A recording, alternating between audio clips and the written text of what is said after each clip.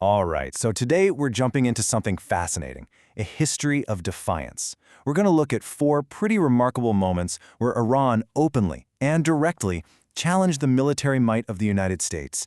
And the wild part? They often seem to get away with it. Let's dig in. I mean, it's a real puzzle, right? How can any country directly attack the assets of a global superpower, publicly take the credit, and then kind of just avoid a full-on war? That's the central question we're going to explore today by looking at four key moments in history. So here's our roadmap. We're going to start with a pretty recent missile barrage in 2020, then jump back to a high-tech drone takedown, an attack on a U.S.-flagged ship, and even the disabling of a warship.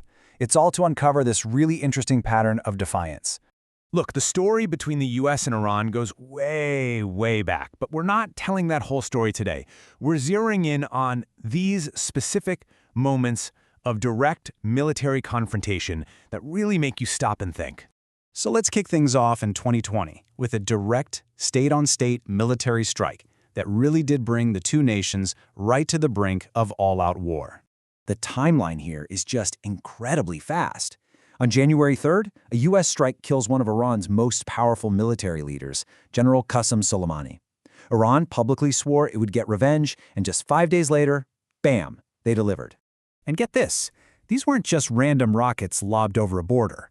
No, Iran used its advanced ballistic missiles to hit very specific targets, things like aircraft hangars and barracks. The message they were sending was crystal clear. We can hit you, precisely, anywhere. So, in the immediate aftermath, what was the U.S. response? Well, the official line was meant to cool things down. President Trump's tweet suggested, that the attack wasn't a big deal and everything was under control. But here's where the initial story and the reality on the ground really diverged. Now, it's true no soldiers were killed, and that's mainly because they had a heads up and got to cover. But it came out later that over 100 U.S. personnel suffered traumatic brain injuries just from the sheer force of those missile blasts. And this is absolutely key. Iran didn't try to hide it. They didn't use a proxy.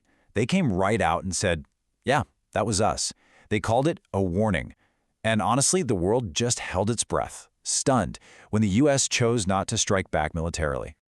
Okay, now let's rewind the clock just 1 year before that, to June of 2019. This time, the standoff wasn't on the ground. It was happening way up in the sky, over the Persian Gulf. So you got to understand what was happening back then. The U.S. had imposed these really crushing sanctions that basically brought Iran's oil exports to a screeching halt.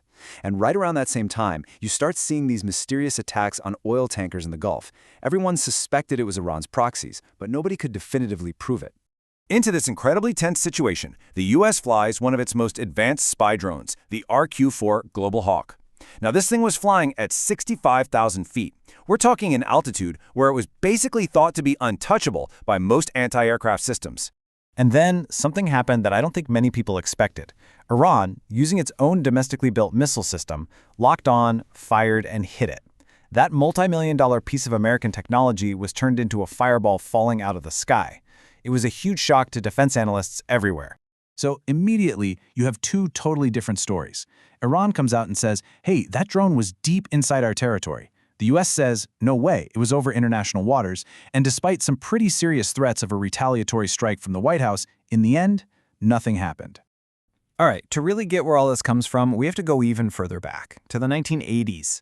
This next incident set a huge precedent for everything that followed. Okay, so first, we need to talk about this thing called reflagging.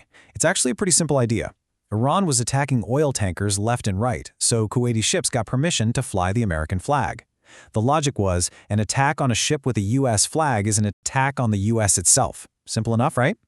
And for a little while, it seemed to work. But then, on October 16th, Iran decided to test that theory. They fired a Chinese-made Silkworm missile, and it slammed right into the bridge of the MV Sea Isle City, a Kuwaiti tanker flying the Stars and Stripes. And the attack was absolutely devastating. 18 crew members were hurt, and the American captain was permanently blinded.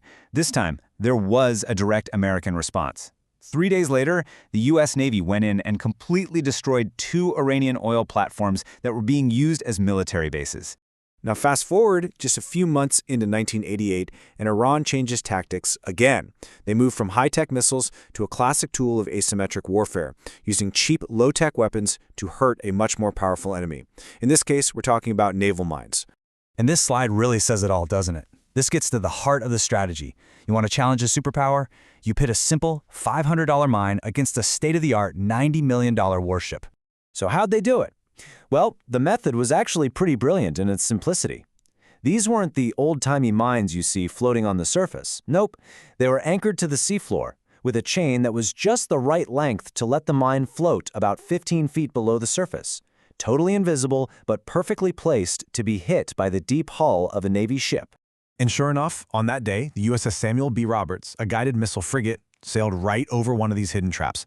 Boom. The explosion ripped a massive hole in its side, flooded the engine room. I mean, that one little $500 mine had effectively taken a $90 million American warship out of the fight. So when you lay all four of these events out, side by side, stretching across more than 3 decades, well, they stop looking like just isolated incidents. You start to see a very clear pattern emerge.